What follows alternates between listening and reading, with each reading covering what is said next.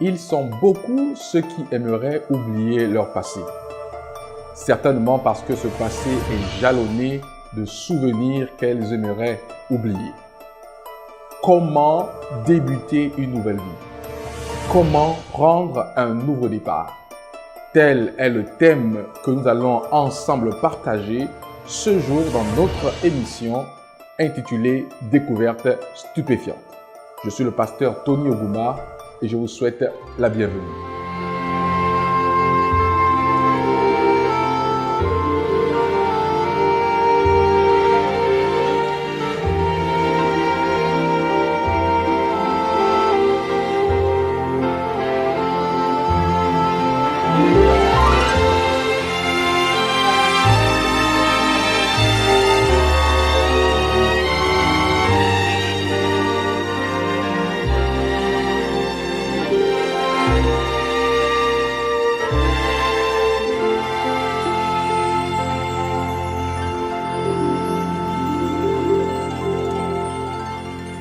Le thème que nous allons développer aujourd'hui a pour titre « Le début d'une nouvelle vie ».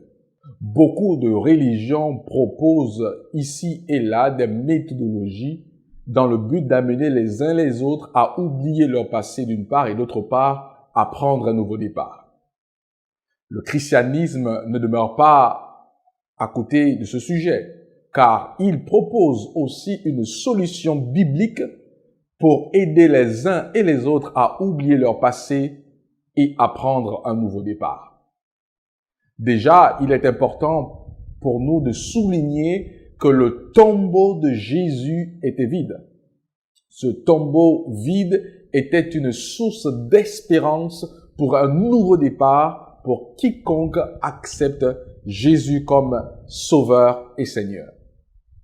Dans Luc, le chapitre 24, le verset 5 et 6, la Bible dit « Pourquoi cherchez-vous parmi les morts celui qui est vivant ?» Telle est la question que l'ange posa aux personnes qui se sont présentées devant la tombe de Jésus très tôt le dimanche matin.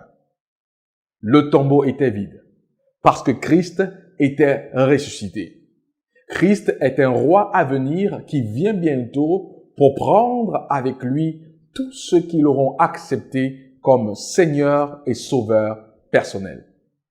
Dans 1 Corinthiens chapitre 15, les versets 14, 17 et 18, la Bible dit « Et si Christ n'est pas ressuscité, notre prédication est donc vaine, et votre foi aussi est vaine.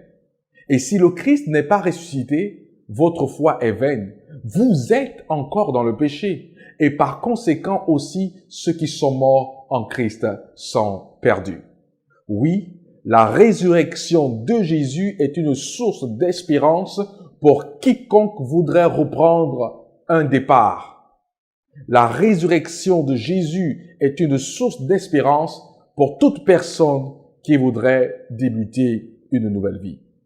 Dans Jean chapitre 2, le verset 19, la Bible dit « Détruisez ce temple, en 3 jours je le relèverai », disait Jésus s'adressant aux pharisiens. Jean 2, le verset 20, la Bible dit « Les Juifs dirent « Il a fallu 46 ans pour bâtir ce temple, et toi, en 3 jours, tu le relèveras ?» Mais évidemment, Jésus ne parlait pas du temple physique composé des briques que tout le monde pouvait toucher et apercevoir. La Bible nous dit dans Jean chapitre 2, le verset 21, qu'il parlait du temple de son corps. Oui, Jésus était le Messie, il est le Messie et il restera le seul Messie pour l'univers. Pour chacun d'entre nous, il est possible de recommencer notre vie en nous donnant totalement en Jésus. Il a le pouvoir de rebâtir une vie détruite en accordant une nouvelle vie à celle-ci. Dans Jean chapitre 2, le verset 22, la Bible dit « C'est pourquoi, lorsqu'il fut ressuscité des morts, ses disciples se souvinrent qu'il avait dit cela, et ils crurent à l'écriture et à la parole que Jésus avait dite. » 500 personnes ont parlé avec Jésus après sa résurrection. 500 personnes ont pu voir Jésus après sa résurrection. 500 témoins oculaires. À la mort de Jésus, le voile du temple se déchira, démontrant ainsi qu'il était possible à tout être humain d'avoir accès dorénavant à Jésus pour le pardon de ses péchés d'une part et d'autre part pour prendre un nouveau départ. Dans Jean 19, verset 30, Jésus s'est écrié « C'est fini, tout est accompli ». Par sa mort à la croix du calvaire, Jésus donnait à tout un chacun les clés d'un nouveau commencement. Sa mort est une source d'espérance pour chacun de nous, afin de nous rassurer qu'il a le pouvoir de détruire ce qu'il y a de mauvais en chacun d'entre nous. Et sa résurrection est une source d'inspiration, démontrant qu'il a le pouvoir de nous donner une nouvelle possibilité d'aller de l'avant.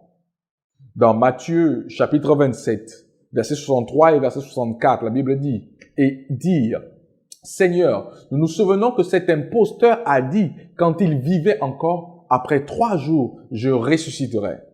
Ordonne donc que le sépulcre soit gardé jusqu'au 3e jour, afin que ses disciples ne viennent pas dérober le corps et dire au peuple, il est ressuscité des morts. Cette dernière imposture serait pire que la première.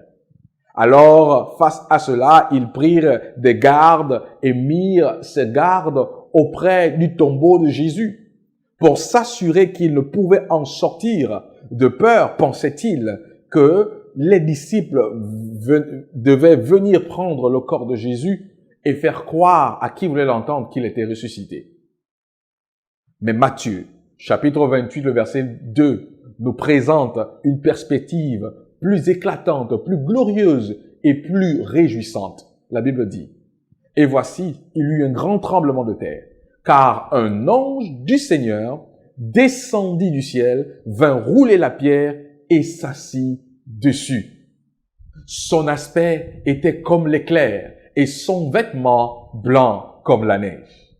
Les gardes tremblèrent de peur et devinrent comme morts. Mais l'ange prit la parole et dit aux femmes qui vinrent au tombeau de Jésus ce qui suit. « Pour vous, ne craignez pas, car je sais que vous cherchez Jésus qui a été crucifié.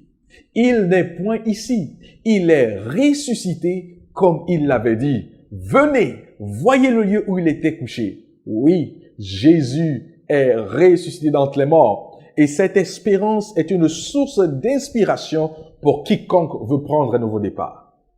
Jean chapitre 20, le verset 20, la Bible dit « Les disciples furent dans la joie en voyant le Seigneur.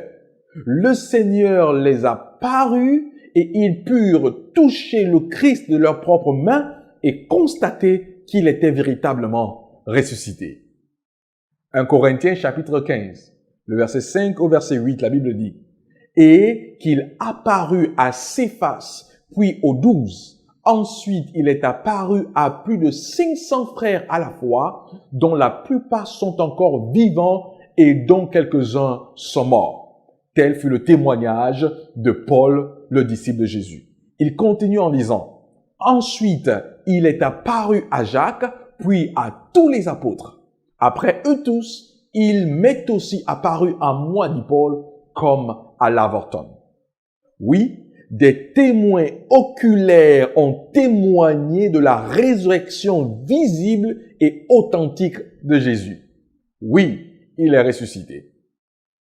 Un grand historien juif nommé Joséphus parle dans l'un de ses ouvrages de la personne de Jésus. Il dit maintenant, il y avait à peu près à cette époque Jésus un sage, s'il était permis de l'appeler un homme, car il était un faiseur de travaux merveilleux, un enseignant d'hommes qui reçoivent la vérité avec plaisir. Il a attiré vers lui de nombreux juifs, ainsi que de nombreux grecs.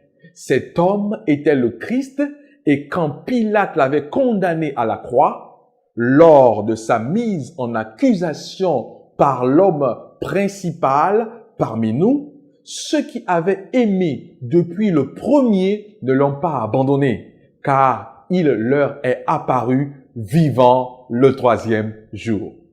Les prophètes divins ayant parlé de lui et de milliers d'autres choses merveilleuses à son sujet, et même maintenant, la race des chrétiens, ainsi nommée d'après lui, n'a pas disparu. Joséphus, historien authentique juif, témoigne de l'existence historique du personnage de Jésus, d'une part, et d'autre part, de la résurrection historique de Jésus-Christ de Nazareth. Si ces hommes ont pu toucher de manière palpable et physique le Christ ressuscité et ont rendu témoignage de sa résurrection, pourquoi ne pouvons-nous pas croire à ce Christ qui est ressuscité? Il est une source d'espérance pour quiconque veut prendre un nouveau départ aujourd'hui et maintenant.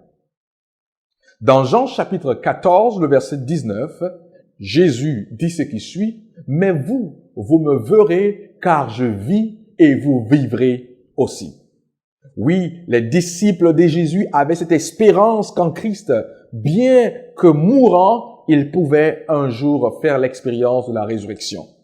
Si votre vie est comme morte, si votre vie est comme sans sens, il est possible avec Jésus de trouver un sens à la vie et donner la vie à cette vie qui est morte. Dans Actes chapitre 2, du verset 22 au verset 24 et le verset 32, la Bible ce qui suit. Hommes israélites, écoutez ces paroles, disait Pierre.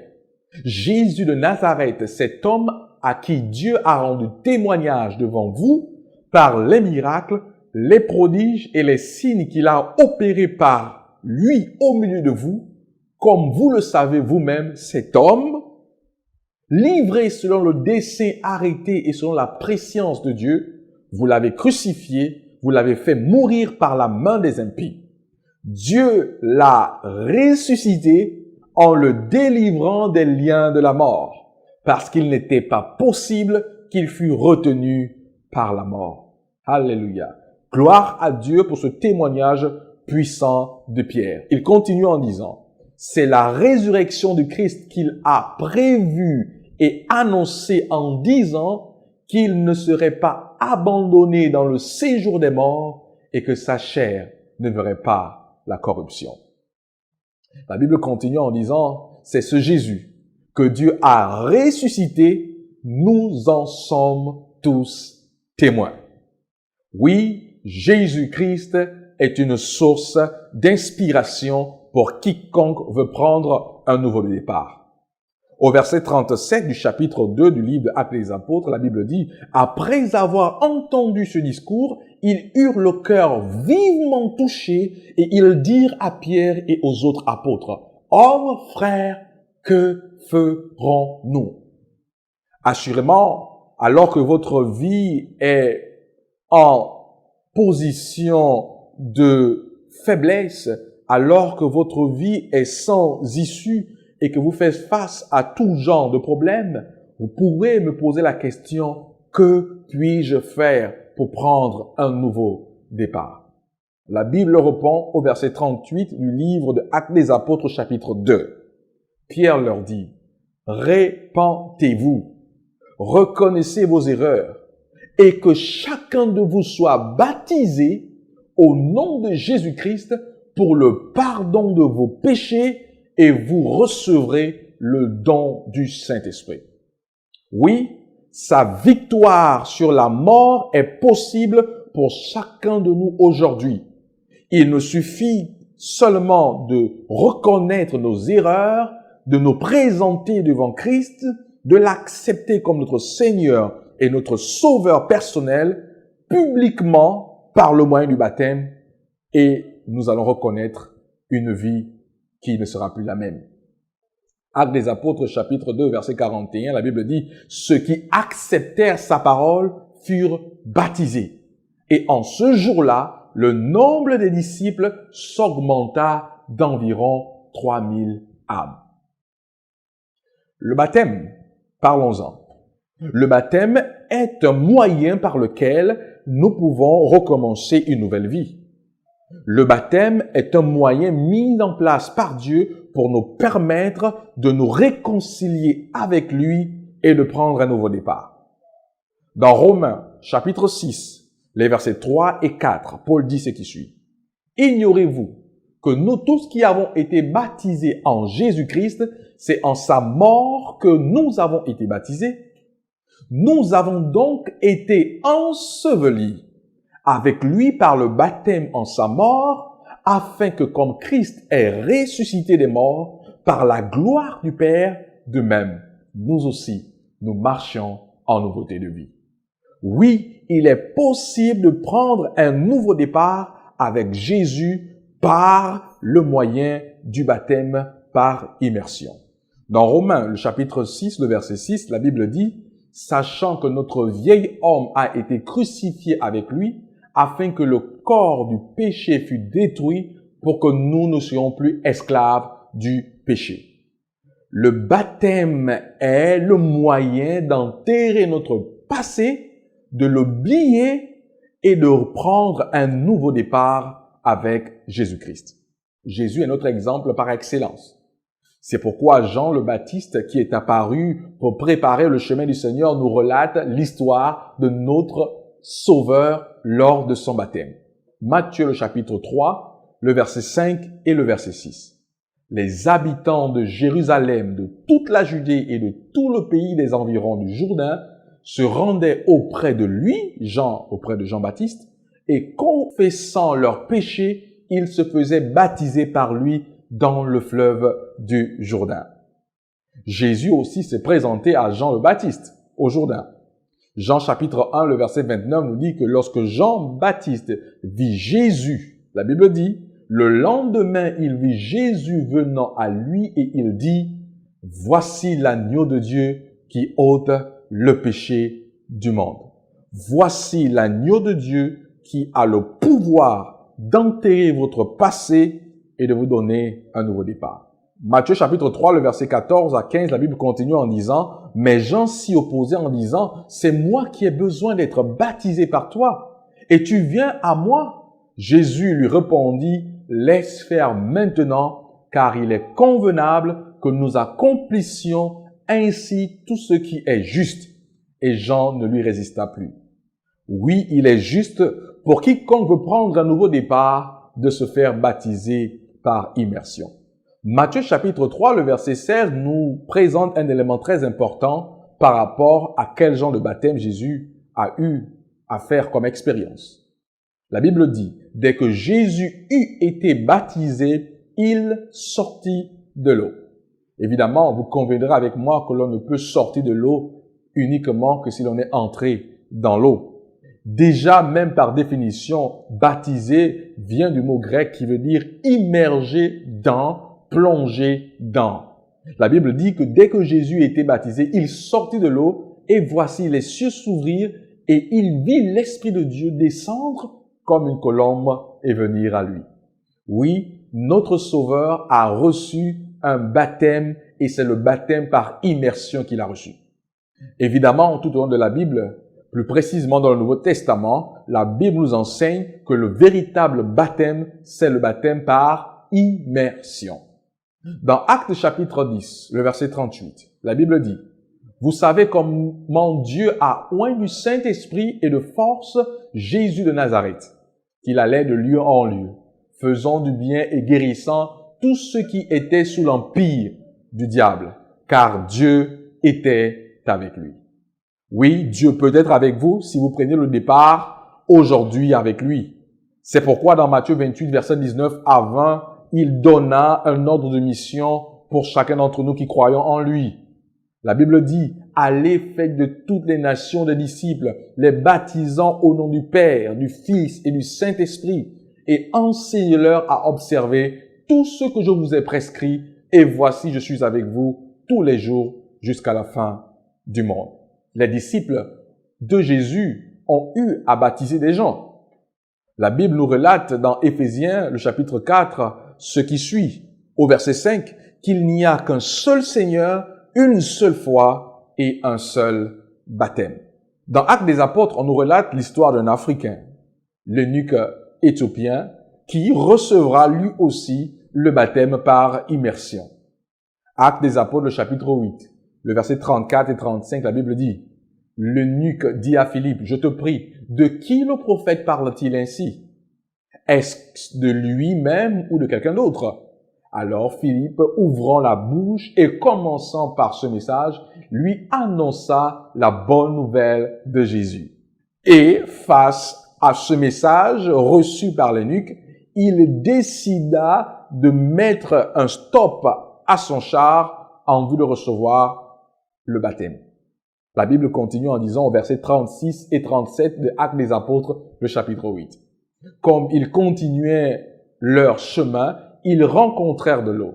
Et l'eunuque dit, « Voici de l'eau, qu'est-ce qu'il m'empêche que je ne sois baptisé ?» Philippe dit, « Si tu crois de tout ton cœur, cela est possible. » L'eunuque répondit, « Je crois que Jésus-Christ est le Fils de Dieu. » Il fit arrêter le char, Philippe et l'eunuque descendirent tous deux dans l'eau et Philippe baptisa l'eunuque. Oui, le baptême est un moyen pour vous et pour moi de recommencer une nouvelle vie avec Jésus. Actes des Apôtres, le chapitre 8, le verset 39, la Bible dit, « Quand ils furent sortis de l'eau, l'Esprit du Seigneur enleva Philippe et l'eunuque ne le vit plus, tandis que joyeux, il poursuivait sa route. » La Bible nous enseigne, sans l'ombre d'un doute, que le baptême par immersion est le baptême biblique. Le baptême par aspersion n'a jamais été un baptême biblique. C'est pourquoi, si vous m'écoutez maintenant et que vous avez reçu le baptême par immersion, gloire à Dieu. Mais si vous n'avez pas reçu le baptême par immersion et que vous avez reçu le baptême par aspersion, vous n'avez pas reçu le véritable baptême biblique. James Cardinal Gibson, dans l'un de ses ouvrages, à la page 277, dit ce qui suit. Pendant plusieurs siècles après l'établissement du christianisme, le baptême était généralement conféré par immersion. Mais depuis le 7e siècle, la pratique a connu un changement. La question que vous pouvez me poser aujourd'hui est la suivante. Faut-il vraiment se faire baptiser? Pour répondre à cette question, j'aimerais nous transporter dans une conversation que Jésus a eue avec un homme qui s'appelait Nicodème. Il est venu tard dans la nuit voir Jésus, reconnaissant en Jésus le Seigneur et le Sauveur. Cependant, il voulait savoir comment pouvait-il prendre un nouveau départ dans sa vie. Jésus va répondre à Nicodème dans Jean le chapitre 3, le verset 5 en disant « En vérité, je te le dis, si un homme ne naît d'eau et d'esprit, il ne peut entrer dans le royaume de Dieu. » En d'autres termes, il est important pour nous de passer par les eaux du baptême en vue d'entrer dans le royaume des cieux si l'opportunité nous est donnée de faire cette expérience. Nicodème comprit que le baptême avait une valeur exceptionnelle pour entrer dans le royaume des cieux. De plus, Marc, au chapitre 16, le verset 16, dit ce qui suit. « Celui qui croira et qui sera baptisé sera sauvé. Mais celui qui ne croira pas sera condamné. » Comment puis-je me préparer? Comment puis-je me préparer pour prendre un nouveau départ? Comment puis-je me préparer pour m'immerger dans les eaux avec Jésus et ressusciter avec lui en nouveauté de vie lorsque je sortirai des eaux? Une chose est certaine, Dieu nous donne la mission d'aller et de faire de toutes les nations des disciples, les baptisant au nom du Père, du Fils et du Saint-Esprit. Dans Matthieu chapitre 28, le verset 19. Nous avons aussi la responsabilité de porter, de donner des enseignements en vue de faire asseoir la foi de celui qui croit. C'est pourquoi la Bible dit dans Matthieu 28, verset 20, « Et enseignez-leur à observer tout ce que je vous ai prescrit. » La voie du Christ est la voie par excellence. Le chemin du Seigneur est le chemin par excellence pour prendre un nouveau départ dans notre vie. Et le baptême en constitue une clé primordiale. Une totale croyance en Jésus est nécessaire avant de passer par les eaux du baptême. Croire que Jésus est le Seigneur et le Sauveur de votre vie. Dans Actes chapitre 8, le verset 37, la Bible dit « Si tu crois de tout ton cœur, cela est possible. » Oui, cela est possible de prendre un nouveau départ par les eaux du baptême avec Jésus-Christ. De tout ton cœur, répands-toi et donne ta vie à Jésus. Acte 3, verset 19, la Bible dit « Répentez-vous donc et convertissez-vous pour que vos péchés soient effacés. » Un cœur qui se présente à la croix du calvaire est un cœur touché et adouci. Jésus a le pouvoir de changer votre vie. Il a le pouvoir de vous accorder l'opportunité de prendre un nouveau départ. Pour cela, il faut l'accepter en public comme votre Seigneur et votre Sauveur personnel. Même aujourd'hui, la même invitation est faite pour quiconque veut prendre un nouveau départ. Actes des Apôtres, le chapitre 22, le verset 16. Et maintenant, que tardes-tu? Lève-toi, sois baptisé et lavé de tes péchés en invoquant le nom du Seigneur. Oui, Jésus-Christ vous aime d'un amour insondable et il voudrait changer votre vie. C'est pourquoi il voudrait vous offrir l'opportunité de prendre un nouveau départ par l'expérience du baptême par immersion. Je suis disposé, si telle est votre volonté, en contactant le numéro qui s'affiche au bas de votre écran, à vous accorder l'opportunité de prendre un nouveau départ avec Jésus par les eaux du baptême. Que Dieu vous bénisse. Alors que vous prenez la décision de me contacter en vue de prendre un nouveau départ avec Jésus par les eaux du baptême. Qu'il vous bénisse et qu'il vous garde au nom de Jésus-Christ. Amen.